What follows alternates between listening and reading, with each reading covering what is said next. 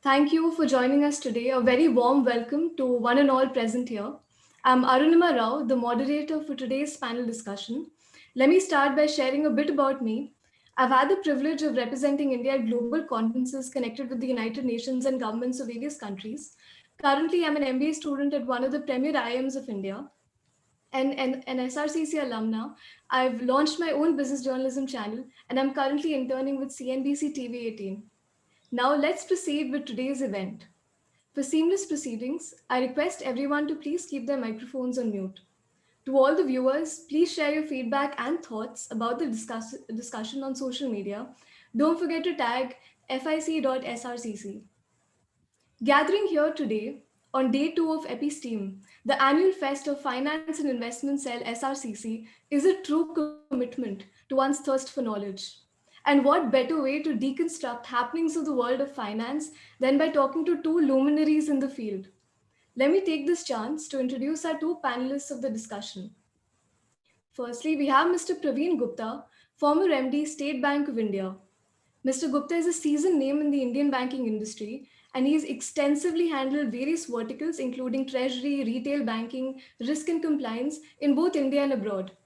In his more than 3 decades of experience in the banking sector, he has held various leading positions, such as the CEO of SBI Capital Market Limited and the regional head of SBI's Middle East operations, among many, many others. He is also the member of the RBI's MSME Experts Committee.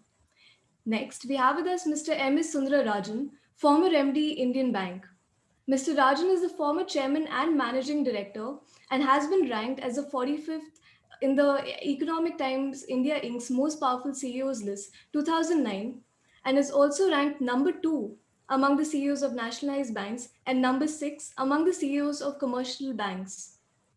He is a postgraduate in economics from the University of Madras with a specialization in mathematical economics, national income, and social accounting. He has a total experience of over 39 years in the banking industry. On that high and positive note, I would like to now kickstart the panel discussion. I'm sure all of us are charged up to listen to our panelists talk about the impact of the budget 2021 on the banking sector.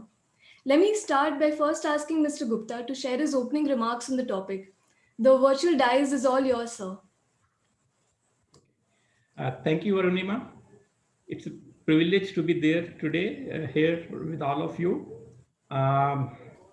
See, you talked about the budget actually. Okay, I think it's important to see uh, the context in which the budget was presented actually. I think the last year, if you know the financial year 2021, the first quarter we had almost a 23.9% degrowth in the economy. And for the year as a whole, the estimates are that the GDP will degrow by between 7 to 8%. This year, the economic revival may happen. I think all the estimates point to something like between 10.5 to 12.5% growth that the economy may witness. So this was the context in which the budget was presented actually.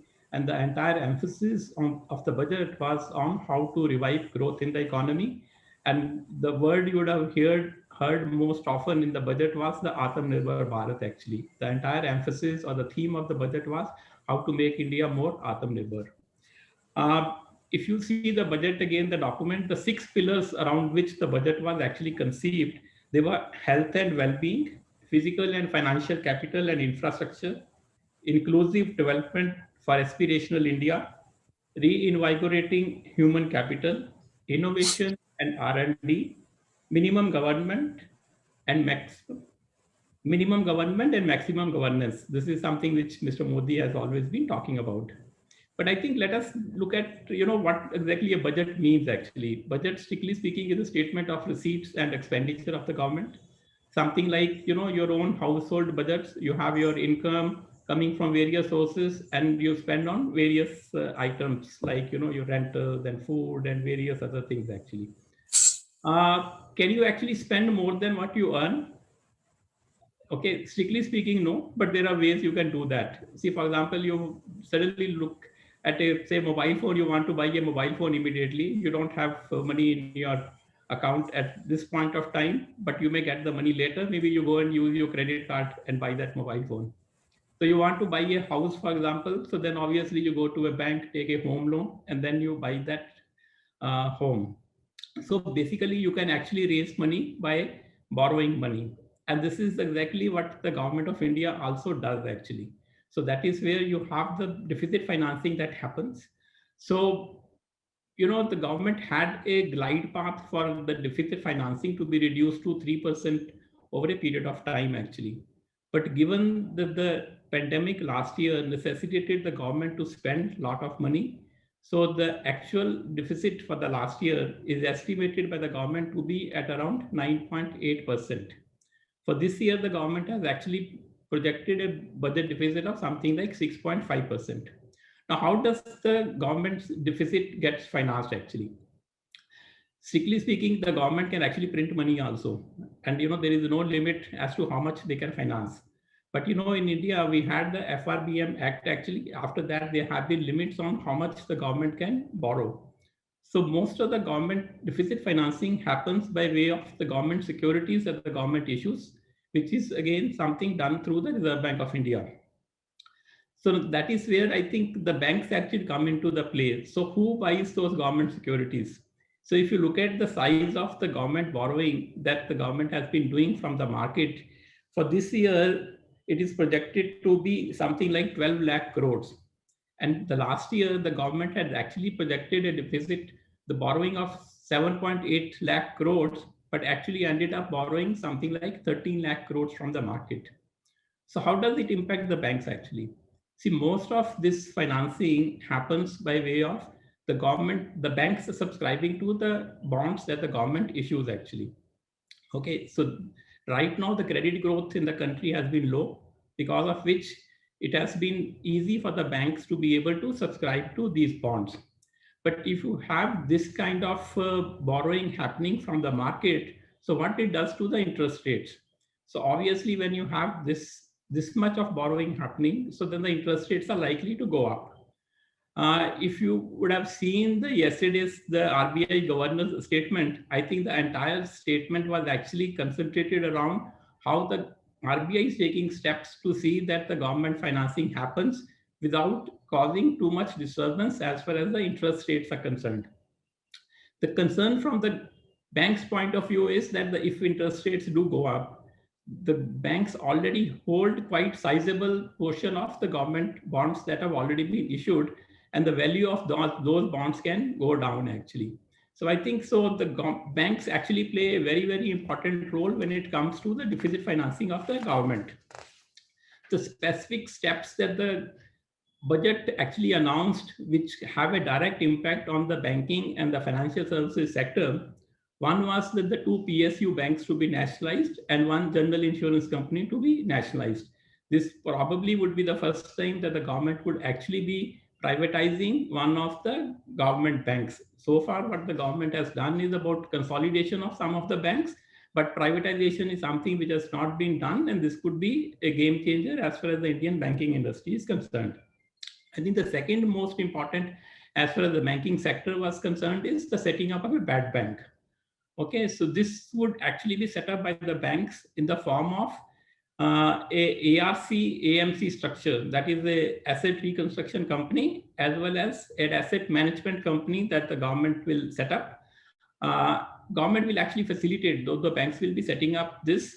This can take away all the bad assets that have been lying in the bank's books actually. It will free up the bandwidth of the banks to be able to look at their regular business rather than concentrating all their energy on trying to settle all their existing bad debts. And the third, I think the most important announcement in the budget was around setting up of a development financial institution. As you know that in our country, we used to have developmental finance institutions like ICICI, IDBI at one point of time, who used to do most of the project funding of infrastructure projects actually. So after they became banks actually, so most of the infrastructure financing was done by the banks in the country. It was felt that the banks probably are not the right vehicle to do most of the infrastructure financing. So the government announced that they will be setting up an infrastructure finance company, for which the bill has already been passed by the parliament. And I assume that within very shortly, we will see this finance company being in place, which will take off the burden of financing of infrastructure. I think for the revival of the economy, financing of infrastructure would be a very, very important role. The country does need a lot of infrastructure financing, and this will take care of that. So I think I'll stop here. I think I've covered most of the important points.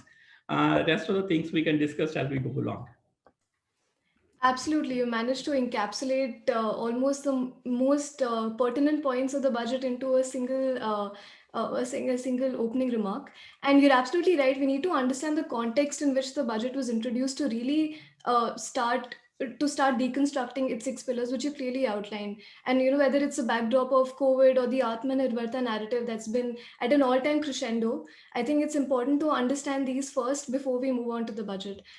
So now I request Mr. Rajan to share his own thoughts on the topic at hand. So I think you're on mute, sir. Sorry. Good morning, friends. Mr. Praveen, Ms. Arunima Rao, and my youngest friends, wishing you all the best. Country looks out at you. You should become the bankers. You should become the insurance people. You should become the finance professional. You should become analysts, and you should become actuaries to help the insurance industry. That way, India opens a lot of gateway for you people. By that time you graduate and come, definitely the country will be looking out for you for your rich contribution. Mr. Praveen has almost covered all the points. Let me also add some of the points. Okay. See, the finance minister has to be really complimented, as pointed out Mr. Praveen, for coming out with this budget at a very crucial time. Any finance minister would like to take a pause at this time, saying that I would like to take rest and let somebody hold this rally and then go it. Whereas Madam has done a commendable job. We should compliment her. The first thing is she has brought a lot of changes. First, it is a digital budget. After this independence, this is the first time a lady finance minister is coming out with a digital budget. I mean, always we want a gender diversity even in the bank boards or any board for that matter, so that they will be able to come out with something innovative. She has done it. And it is always proper to call this budget as an infrastructure budget. I mean, fantastic. It is not only normally the finance minister will concentrate or focus only on the current year, whereas Madam has concentrated not only on the current year, she has also laid the roadmap for the long-term strengthening of the economy. And I would say all the things are bold, not that I want to please them because we are retired from the service. We have nothing to gain or nothing to lose. It's a bold and proactive statement, and which lays down a long vision for the Indian economy, not only laying down the road vision, but it also provided the roadmap for the physical as well as the financial infrastructure for our this one. And taking the economy to the greater heights, it's not a thing. And Mr. Praveen has already talked about the pillars. He also brought out that it is an extension or a thrust to the Atmanirbhar Bharat, where their intended objectives are getting reflected in the budget. It is worthwhile recapitulating what are the intended objectives of this Atmanirbhar Bharat: doubling of the farmers' income, strong infrastructure, healthy India, good governance, opportunities for youth, education for all, women empowerment, inclusive development. All this thing getting reflected through the various pillars, which Mr. Praveen was kind enough to explain. Now, I would like to cover, because let me not do the repeat of what Mr. Praveen has done. I would like to cover the things which he left it for me to say. That way I would put it. The first and the foremost thing, banks need to give the credit. To stay in the business, bank need capital. So the budget has also provided for recapitalization of about 20,000 crores in the budget to strengthen the financial capacity of the public sector bank. We all know that we have been with the financial liberalization, financial sector liberalization, we are following the best practices followed elsewhere in the world. As per which we are now required to confine to the Basel III recommendation. As per the Basel III recommendation, the capital adequacy ratio of a bank is to be maintained at 12.9%, within which they also distinguish the capital into tier 1 capital, tier 2 capital, etc.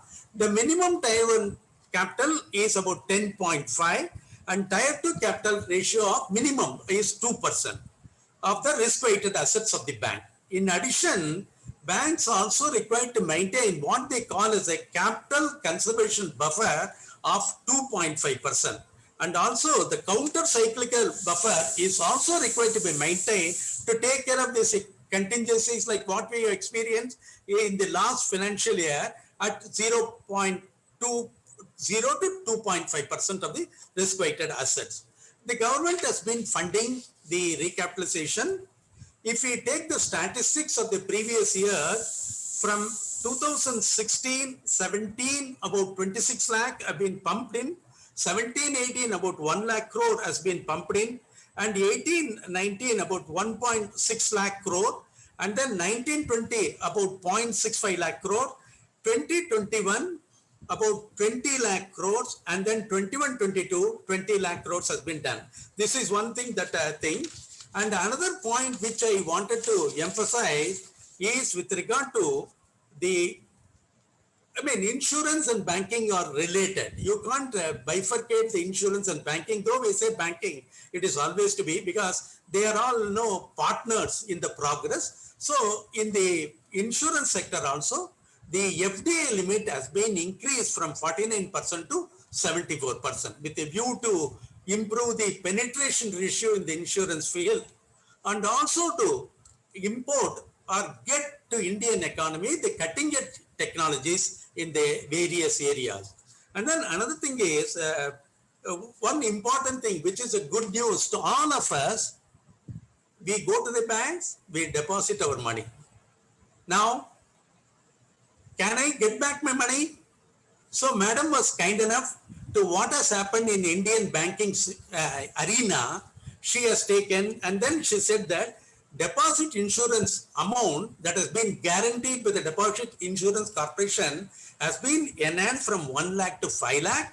Already RBI has announced on 4th February itself that the limit has been enhanced from 1 lakh to 5 lakh. So that way the budget has come out with various proactive measures which will definitely help the Indian economy to progress, and we need to complement. That way I would stop and I will open the gateway for questioning. Thank you. Absolutely terrific and a very motivating start to this discussion, if I may add, especially for finance enthusiasts who are watching this today.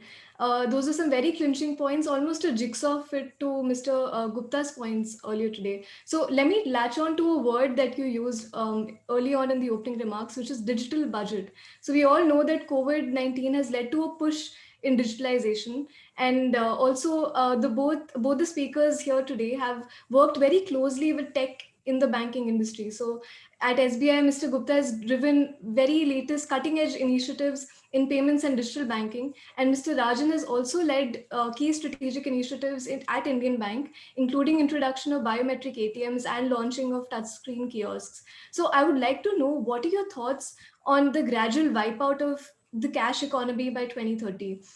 There's been a recent announcement of WhatsApp Pay collaborating with Jio to revolutionize digital payments. So I was wondering if the two gentlemen here can weigh in on this. Mr. Gupta, please start.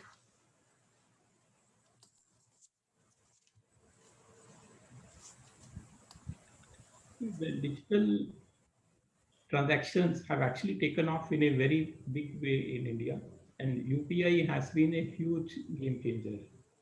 The number of UPI transactions that are happening now, it is actually mind-boggling. And in fact, it's putting a lot of pressure already on the bank systems also. So depending upon how you analyze the amount of digital transactions that are happening in the country today, one way to look at these transactions, the way typically in the banks we have been seeing, is that the transactions happening inside the bank branches, transactions happening outside the bank branches. So if I was to look at the transactions happening outside the bank branches, almost 90 to 95% transactions now happen outside the bank branches. Only about 5% of the transactions actually happen inside the bank branches.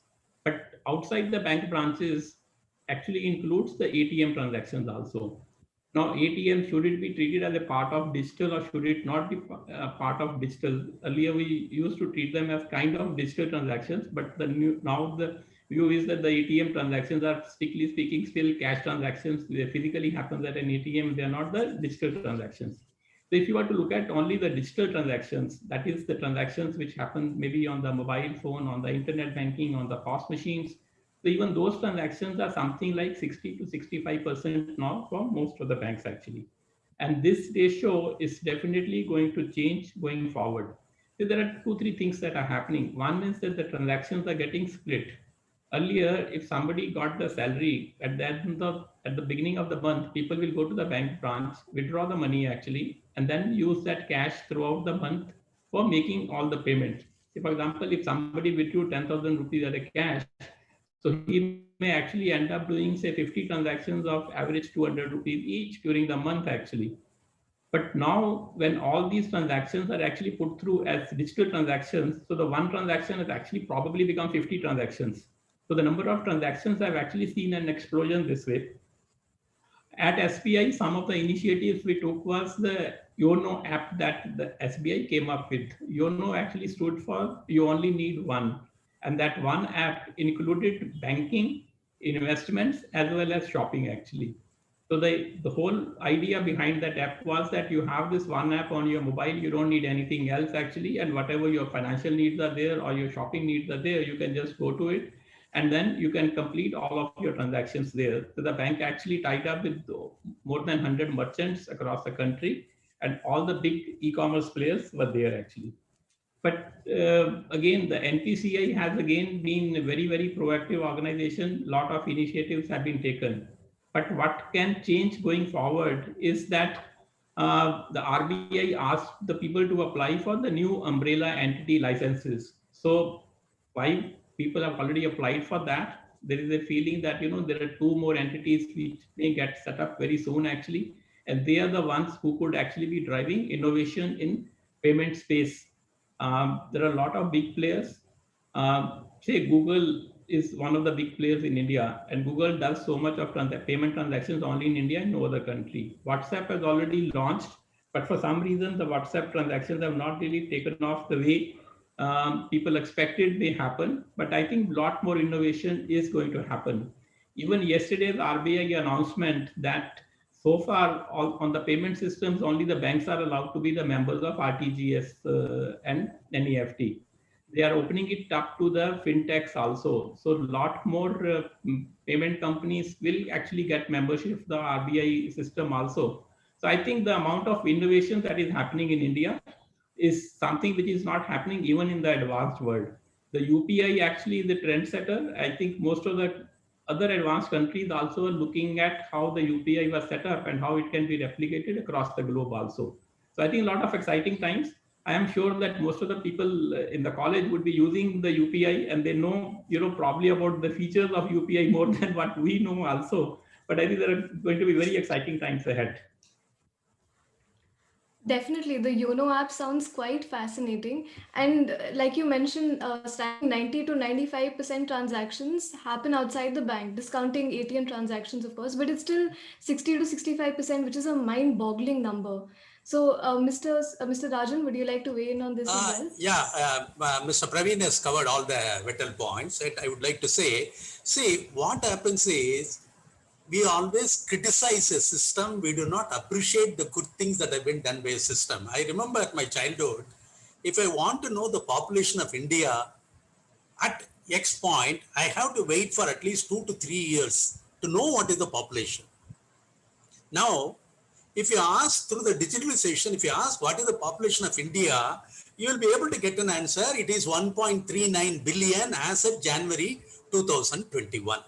And I want to know how many people are living in urban areas, or this one, and what percentage is female, what percentage is male. 48% male, 52% female, 35.2% living in India, living in urban, 64.8% living in rural. I mean, such a data.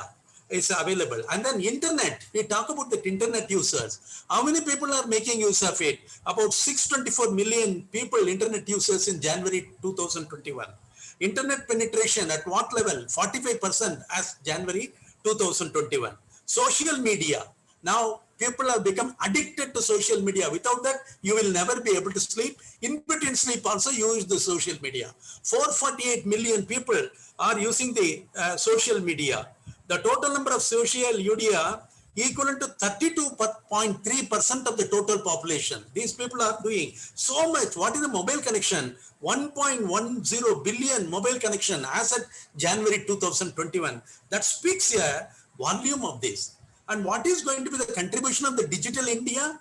Digital contribution, digital India is going to contribute towards achieving 5 trillion US dollar economy by 2025. The share of digital is going to be 1 trillion US dollars.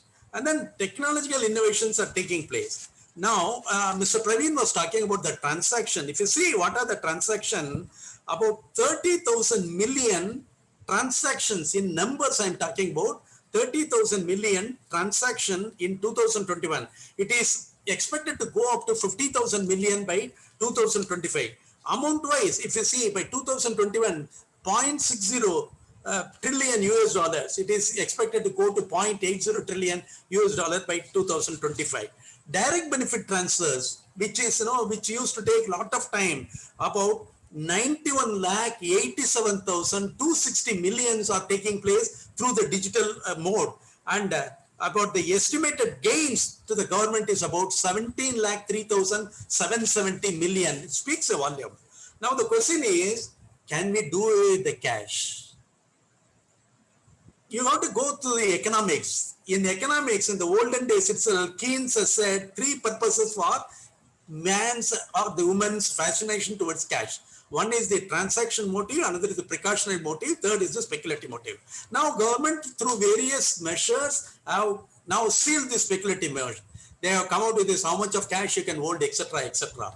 Now, transaction motive with more and more internet banking, this banking, etc., definitely online banking, etc., the transaction motive is also taken care of. Precautionary motive is one thing which is being, in a time like, COVID, people tend to store more and more cash, etc., etc. That way it is there. Now, if you want the digital to succeed, certain actions are required to be done. Government is conscious of this. If you see in the budget also, against the last 5 years average of about 4,415 crores, the current year's 21-22 allocation is about 9,721 crores that they have made it. What is it they are required to do? They need to see that the internet penetration among the users get increased, and there should be a policy support for the seamless access to payment infrastructure in the settlement system. Easier eKYC also need to be attempted, and then blockchain in e-governance and self-adoption of blockchain for various government initiatives, and preserving safe harbor protection for internet intermediaries, digital platform, data fiduciaries creation, self-registration for online curated contents provided, and then facilities for tax policies, etc., etc. If you address it, definitely we can bring it to the bare minimum. But one more thing, social media and press is also evering down, coming out that no, the currency in circulation to GDP is increasing. It is more than 11%, 12%, etc. These are all aberration. Definitely we can look out. By 2025, we will reach towards cashless economy, not cash nil economy, cashless economy, surely. Yeah, absolutely. One can only marvel at the potential the internet has given us in terms of the real-time information, like you pointed out, using the population analogy, and with the projected share of digital being about $1 trillion, easier KYC and blockchain are truly the way ahead. So now that we're on the topic of digital currency, do you feel that banning cryptocurrencies in India was a prudent move? And so do you feel that RBI has the infrastructure to regulate such digital currency? This question again is open to both the speakers. Mr. Rajan, would you like to go first? See, the cryptocurrency, RBI has been not in favor of the cryptocurrency at all. RBI has been maintaining that the currency is the right of the sovereign, and the private entities cannot own a currency and say that it should be the currency, etc. And also, RBI is not opposed to the blockchain technology. They want it. But only thing is, they are concerned about the risks that are there. Because you are required to report to the various international agencies under the reporting system, etc., whether it will be possible for us to do this. And it raises a security risk. See, it could give rise to money laundering, because RBI is very, very keen with regard to money laundering. We should do away with this money laundering, and also terror financing because of this. And they have gone to the extent that no, the steps taken by the government to restrict the black money flow would be undone if it allowed cryptocurrency, etc. That way, because of the concerns, RBI said it. But Madam Finance Minister has gone on record, and she said that India is not shutting off all options when it comes to cryptocurrency or blockchain information technology while addressing to the India Today conclave recently. Your question, assuming that it is going to come, whether RBI will be able to do this, manage it. I mean, madam, among all the regulators, not that I am belonging to the banking, RBI is the best regulator. If you rate the regulators, RBI is the best regulator. Now, go back in your things. When the global financial system, various economies, various institutions which were existent for centuries have crumbled to dust, what has happened to India? India was able to proactively note that no, this is going to happen. Immediately RBI governor and then the RBI has instructed the banks, please restrict your exposure to the, I'm talking about the subprime crisis, restrict your exposure to the commercial lending on the real estate front, etc. They have done. RBI is always proactive. Definitely, as and when a situation comes, if cryptocurrency is permitted, RBI will be able to manage it, regulate it, and restrict it, and see that it is put to a constructive use rather than destructive. Security risks are definitely a very real threat, and you sound confident about the RBI's ability to regulate. So that's always reassuring to hear. Mr. Gupta, would you like to chip in?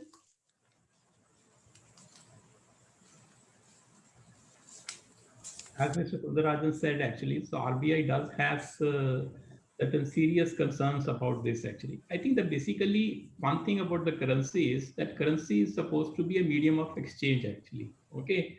Or is it a medium of exchange or is it an asset class? People seem to be looking at Bitcoin and some of these other currencies as more of an asset class rather than as a medium of exchange. As a medium of exchange, again, it doesn't seem to be a very efficient medium of exchange. One, I think there are a lot of environmental concerns which are coming out of this, actually, because the amount of climate damage each of this minting of this currency seems to be doing also is huge, actually. And plus, lot of the usage of this has been for terror financing. All the ransom demands these days come in payment in Bitcoins only, actually. So, but at the same time, there are other alternatives that are available. I think RBI is already working on a central bank digital currency. The Bahamas has become the first country in the world to introduce a digital currency. That, of course, is a very small country with a population of less than 400,000. So maybe it is easy to experiment in a country like that. And China has already announced that they will introduce CBDC by August, actually. So RBI is working. There are a lot of other innovations that can happen. Whether the existing cryptocurrencies are the best way to move to a digital currency, I think there are question marks on that. And RBI does seem to have some very reasonable and good, reasons not to go for it, actually. So I think we must respect that. Truly, and I agree. It's definitely not an efficient medium of exchange, given the environmental concerns that you pointed out, and of course the security threats. One can also look at alternatives, taking the innovative Bahamas route. So, a key theme of the union budget this time was privatizing PSU banks. Now, Mr. Rajan has had some experience in financial welfare related initiatives, with him playing a pivotal role in setting up Dharavi's first bank. And this place had a potential of over 1,000 billion rupees market potential. So what do you feel about privatizing PSU banks? And do you feel like it will benefit the poor people of India? See, you are now, see, unfortunately, as human being, we go back to the 1969, what has happened prior to 1969, such a thing will happen. Now, government is going to privatize 2 public sector banks. Already, these public sector banks, all public sector banks are doing very good job. Not that I belong to the public sector. 2 days back, you would have seen in the newspapers also, with regard to these accounts that are open, there also the share of the public sector banks is increasing, whereas the private sector banks have stagnated. So already the poor people are having the bank accounts. The mere fact that it is going to be privatized will not say that they will be deprived of the banking facilities, etc., etc. Now you see, so many private microfinance institutions are functioning. These microfinance institutions are only catering to the poor. They are trying to help them to come out of the poverty. See, there is always a thing, and it is better worth recalling the poor are bankable, poor are dependable. If I say poor are not bankable, I am not bankable. That is the one thing which we should say. Poor have got hungry, they are dependable, they will not run away, they will repay all the commitment. That is what is seeing. What has happened is that during the COVID times, the recovery rates, even with regard to microfinance institutions, have come down. Whereas by October, November, December itself, it started picking up almost to the pre-COVID level. They have come. It shows that no, poor are definitely dependable. Definitely, even if the banks are 2 public sector banks are going to be privatized, surely the poor will not be driven out. Poor will also be encouraged and things. And I won't subscribe to the view that the poor will be shut the door for the poor and then they will not be able to do this, etc., etc. thing. Now the point is, why the government was constrained to privatize the 2 public sector bank and also 1 general insurance company. That is to be, the merit behind this is to be understood. The first thing, recapitalization. We have seen already every year you are required to do the recapitalization. They wanted to reduce the burden of the recapitalization and they also wanted to increase the competition. Once upon a time, it was only public sector bank. Slowly, the old generation private sector banks were there and then new generation private sector banks came. Well, the share of the public sector banks have come down. It has to come down because the cake is only one. But at the same time, it has also improved the efficiency of the public sector bank. So increase the competition is also a thing. And also, it will also, once you privatize, it will increase independence. It will also bring in the professionalism and efficiencies in banking. And structurally, there will be a positive change. Now, what they say, the devil lies in its implementation. How they are going to implement it, what are the amount that they are going to do when they are going to do the stake sale, etc. And I'm sure the Department of Investment and the Public Asset Management will play a key role. There is a defining movement for disinvestment and privatization of the public assets. Definitely we will be able to meet the challenge and come out with the flying colors.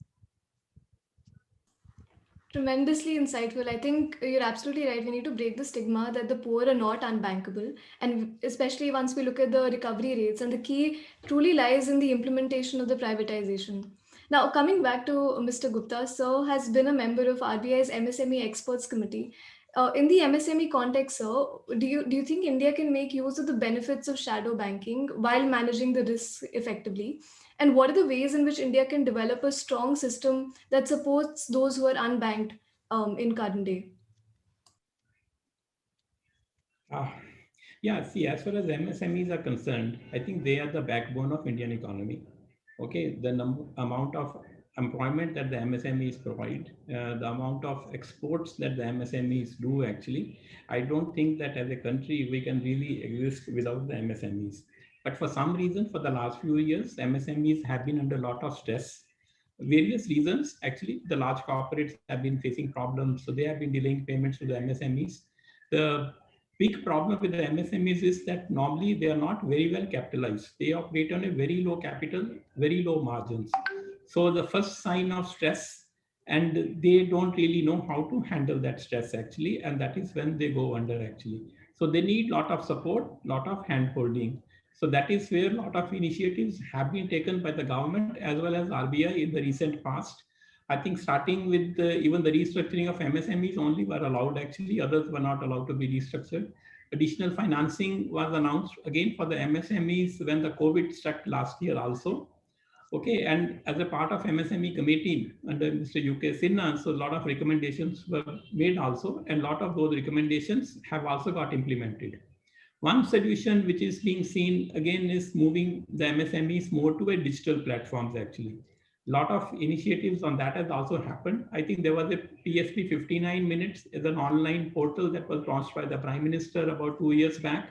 So MSMEs are able to go to that platform, are able to get access to finance through that platform also, and all the public sector banks are part of it. The India Stack, which developed the UPI, is also working on a new platform under which the MSMEs can get financing. There is something called OCEN, which is being developed by India Stack, and hopefully that should come into the market, which will actually enable MSMEs to get all their bills discounted online and get finance from the banks at a very cheap rate. Again, another digital initiative taken in the recent past was the Threads actually. Okay, the Threads is a platform where the bills can get discounted actually. All the MSMEs who supply goods to the large companies, so whatever bills they draw, so they can go to this platform. There are 3 platforms which are operational right now in India. And then based on the bills acceptance, which is done by the large corporate, the banks are discounting those bills at very, very low rates actually. So this enables MSMEs to get financing very, very cheap from the banks also. I think more digitization is one solution which can take care of the financing needs of the MSMEs also. Another initiative, the latest one, I think is just 2 days back, the government announced through a gazette notification, the pre-pack insolvency solutions for the MSMEs also. So right now, if you know under the Insolvency Act, the existing promoters are not allowed to bid actually. But for the MSMEs, the government has made one exception that the existing promoters can actually work out a pre-pack solution for their existing firms and can actually propose a resolution to their banks actually. I think delayed payments to the MSMEs remains one of the biggest problems. Some of these initiatives should be able to take care of that. Financing, I think the banks have been doing quite a lot actually. But the more move to digital, I think again, one of the initiatives which the government took is the GEMS platform. So I don't know whether many of you are aware of it. Under this platform, most of the procurement which is done by the government departments happen on it. So any MSME can go and register itself on the GEMS portal and can start supplying goods to the government departments. And this portal also ensures that the bills get paid on time also. So again, I think the MSME ministry, the DFS in finance ministry, as well as RBI have been aware of most of the problems which MSMEs have been facing. But again, right now, as you all know, we are going through a COVID situation. Again, MSMEs again are the people who get hit the most actually. Even the lockdowns, one reason why the lockdowns are not being preferred now is that again, the MSMEs would be the people who get hit the most by the lockdowns also. So yes, these are tough times, but hopefully they will be able to see through with all the initiatives which the governments have been taking. Efforts have been made on the MSME front. You've opened our eyes to a lot of platforms in these last few minutes itself, but I'm sure a lot more needs to be done. Digitalization is emerging to become the buzzword of 2021. Those are some very interesting points, sir. Thank you.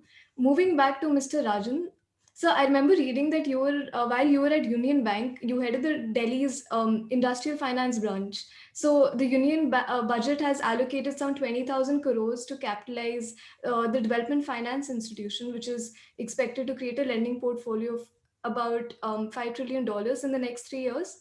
So according to you, how should the mandate and the workings of DFI be defined to maximize its potential? Uh, Actually, it's a good move. If you trace the history of India, we have got the development financial institution and the banks. Development financial institution used to take care of this, no, the capital expenditure. The banks used to do the working capital. Now, with the development financial institutions themselves tending to become bank, the ICICI, IDBI, etc., have moved out of the development role. Only IFCI remain, and then banks have also started funding the development activities, including the infrastructure financing, etc. It could not be sustained because of the asset liability mismatch which the banks have experienced. So, and now the government is also thinking of, no, as I said, the budget of 21-22 is a infrastructure budget. They felt the need for a development financial institution. It's a good move. Now, if you want to succeed, now we have to take care of the things right at the initial stage. First and the foremost thing, you have to professionalize the management. You have to professionalize. People who have got an attitude, who have got a real expertise, not only with regard to the assessment from the credit point of view, but also in execution and also in proper monitoring, that we are required to do this. And you should see the lessons, the bitter lessons that we have learned, which are footprints in the science of life, have to be gone through, and you have to see that the mistakes of the past never get repeated. That is the first and the foremost thing. Second thing, we have talked about the management. Now we talk about the board. The board should be totally professionalized, totally professionalized. It is not that, no, I am having a stake, so I will put somebody, etc. No. That should be a fit and proper criteria for all the directors, including the chairman, saying that whether you have the expertise to run, whether you have the thing, what is your strength, what is that you are going to add to this. That way we need to do this. I mean, each and every director should be subjected to a rigorous fit and proper criteria and should be posted. Some may be different sectors of the infrastructure belonging, you put them so that, no, they are being expert. To say, for example, railways, think of Mr. Sridharan. That way, you please, I just know quote one of the things. So that of the best creamy people should be put there. The third thing is, your job is not with regard to this, no, assessment and then disbursement. You need to have the proper skill that the people are using it for the intended purpose. So you need to have the skills, and then if they go in the wrong chart, you should be able to also give the expertise toward the mid-course correction. That also we need to do this. And then lessons of the past we should learn, and then how we can improvise it, that way it should do. And there should be absolutely arm's length from the government, and the related party transaction which we talk in this, no, companies parlance should be strictly implemented there. Once you do that, definitely the future is ours, because government has also started saying that it will give the guarantee. It will also start making use of this, no, the capital market, etc., to make use of the various multilateral agencies funding and pension funds fundings, etc., to see that they are able to get access to cheaper funds, and they have got a big picture before them. Definitely, by professionalizing and doing a professional manner, we'll be able to achieve it. Absolutely, it is possible. I appreciate the optimism with respect to DFIs and also in the constructive sense. The answer lies in execution and proper monitoring. Let's delve into bank reforms a little bit more. Mr. Gupta, over the years, you've extensively handled treasury operations for SBI, both in India and abroad. So I'd like you to draw on this experience and explain to us why the government is now not taking the zero coupon bond route. They were initially introduced the zero coupon bonds to ease the fiscal pressure on the government. But now for recapitalization purposes, they're aligning with a different approach. So please shed some light on that. Well, I think it's a little tricky question. Let me try and explain as best as I can. See, the generally, I think Mr. Sundarajan said at the beginning in the budget for 21-22, the government has provided for 20,000 crore for the capitalization of banks actually. Okay. So generally the way capitalization happens is that they decide that, okay, so much money needs to be given to the banks as capital, and they allocate that money, and the money actually goes to the bank, and the bank allocates shares to the government. Okay. Now, if you remember last few years, the NPA problem was huge. The banks had to make huge provisions. Some of the banks went under the PCA also, and they required huge amount of capitalization. That much provision could not be made under the budget actually. So what then the government did is the government issued capitalization bonds. So under this system, what happens is that the government issues the bonds, banks subscribe to the bonds, and whatever subscription the money bank gives to the government, the same money comes back to the bank as capital. Okay, so it was actually budget neutral, and that is how the government has been capitalizing the banks for the last few years also, since the capitalization requirement was huge. Now, a lot of these bonds have been issued. What the government has found out is that it is paying huge amount of interest on those bonds, which they have issued to the banks. Okay, so the government did think of coming up with the zero coupon bonds. Okay, I think for the year 2021, 20,000 crore is what the capitalization they had announced they will be doing. So some 5,500 crore of zero coupon bonds they issued to one of the public sector banks. And there were newspaper reports that the RBI was not very comfortable with this because the moment you have zero coupon bonds, the valuation has to be done in terms of NPV of those bonds, and the bank would end up taking a huge amount of loss in its books actually. So what the government ultimately seems to have done is that they have changed the nomenclature of these bonds. Instead of calling them as zero coupon bonds, they are calling them as non-interest bearing bonds. So that is how the capitalization of 4 more banks has happened. But at this point of time, I am not clear how the auditors or the RBI will look at the valuation of these bonds. So I think it's better not to say anything and really see how this situation develops actually. But right now, the capitalization has been now done by way of non-interest bearing bonds actually by the bank, by the RBI. Sorry, by the government. That's very interesting. They've changed the nomenclature, and I think it's a safe route to see how things gradually unfold. I'd like to take the last 9 to 10 minutes to address a very pressing problem today as well, which is a loan moratorium. So, this is open to both speakers. So what do you think is the effect of the multiple moratoriums that on banks that has been undergone recently? Is the health of the banking sector much worse than we know of? Mr. Gupta, would you like to take the lead? See, as you know, the last year when the pandemic started, actually, there was a complete lockdown. Okay. So that is where the RBI actually announced the first moratorium of 3 months. Okay. And since the situation had not become normal, the moratorium was extended by another 3 months. So 6 months is the total moratorium period that was given to the banks actually, or to the borrowers also to repay their obligations to the banks.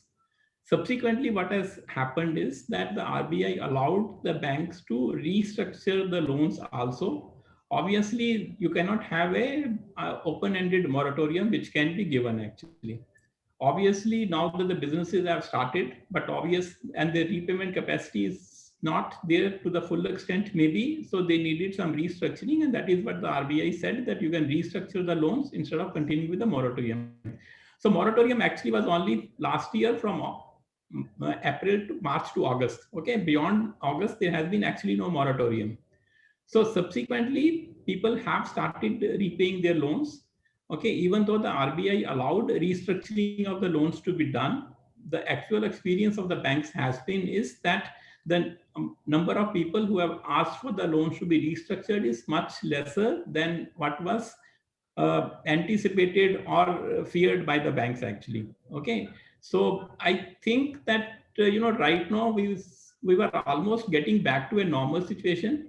If you read the reports again, most of the MFIs, NBFCs, or the banks have been reporting their collections to be almost back to normal. 90 to 95% collections are already happening. So the people who wanted some help, their loans are getting restructured. Even this Kamath committee, which was set up by the RBI, they came up with their recommendations for the 26 sectors, how their loans can be restructured. Again, the actual experience is that the number of borrowers who have been asking for the restructuring to be done has been much, much lesser. We, at this point of time, hope that the second wave of the virus is not very severe, and the people don't have to go through some very severe lockdowns, and their earning capacities is not impacted hugely. So if that doesn't happen, I think that we should be able to get through this problem. Again, the Supreme Court, there was the embargo on accounts being classified as NPA till the last week of March. So that embargo is now gone.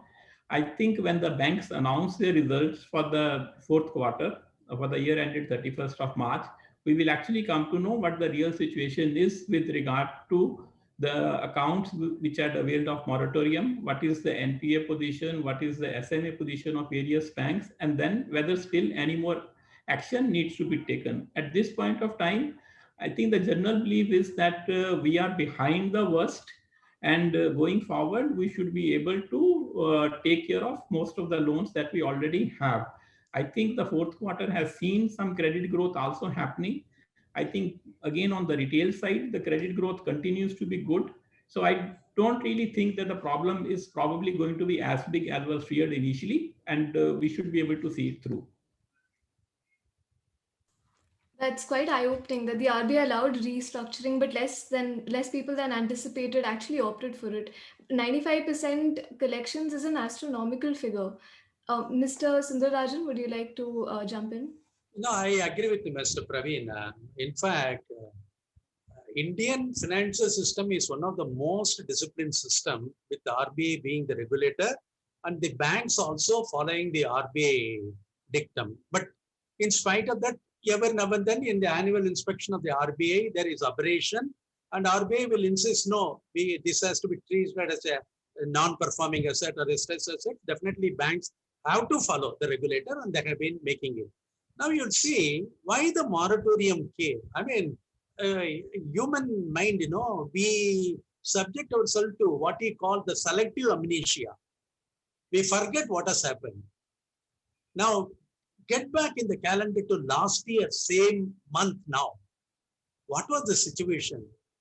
Complete lockdown. Nobody was able to do. Migrant laborers are caught. Industries was not able to carry on that activity, etc. It warranted the moratorium. It is not that RBI fearing that NPAs of the banks will go up and then moratorium. Moratorium was need-based. So it was introduced.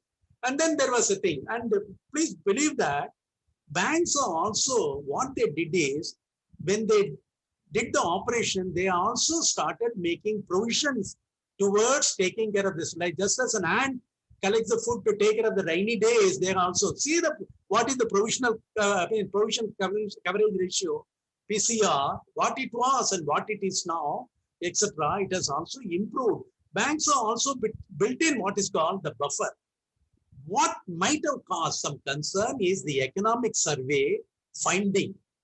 In the economic survey, they started, especially in the economic survey plus financial stability report of the thing. Economic survey made a scathing attack on the banks and the boards of the banks and the auditors, saying that no, while they were staring, they have forgotten, etc. Okay, we'll accept it with a pinch of salt. And then the RBI financial stability report also said that the NPAs of the bank by September 21 will come to 13.5%, and in the worst case scenario, 14.8%. I mean, these are all what is called thinking that these things. And the environment is much conducive, as has been said by Mr. Praveen. So much conducive. We don't expect any major shock. Minor shocks are bound to be there. But the bank's financial system is such a strong that they will definitely be able to withstand this. Understood. I really like that analogy about how this move is much like ants saving grain for a rainy day. Owing to the time constraint, I would like to wrap up the panel discussion now I'd like to take this chance to extend a heartfelt thank you to both the speakers for their time. Such enlightening discussions will surely cast a guiding light to students who are watching this, especially those who are keen to plunge into the banking and finance professions in future. So I'm sure these insights have given us plenty of stuff to ponder about. To all the viewers, thank you for logging in. Please share your thoughts on social media and don't forget to tag fic.srcc. This is Arunima Rao signing off. Thank Thank you. you. Thank you. Thank you all. Thank you. Thank you. Thank you. Thank you, sir. Thank you, Mr. Sundarajan. Thank you, Mr. Praveen, and thank you, Ms. Arunima, for joining us today. We are more than grateful to you all for sparing time out of your busy schedule and hosting this wonderful panel discussion. And I hope that all members of FIC and all students of Sri Ram College of Commerce were able to learn a lot from your deep experience and wide knowledge. Thank you so much. Thank you. Thank you. Thank you. Thank you.